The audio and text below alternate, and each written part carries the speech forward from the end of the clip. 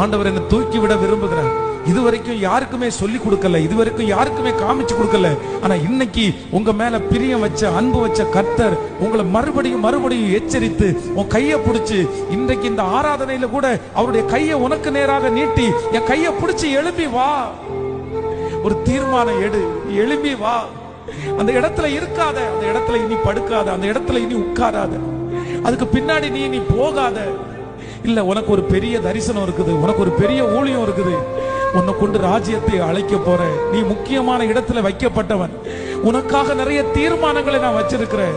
தேசத்துல இருக்கிற, தேசத்தை கலக்கின பல பரிசுத்தவான்களுடைய அபிஷேகத்தை கர்த்தர் உன் மேல வச்சிருக்கிறாரு, பல தரிசனத்தை உன் மேல கர்த்தர் வச்சிருக்கிறாரு. நான் உன்னை கொண்டு பிளான் பண்ணது, உன்னை கொண்டு திட்டம் போட்டது பெரிய விஷயம். நீ இந்த இடத்துல இருக்காத, இது உனக்குரிய இடம் இல்ல.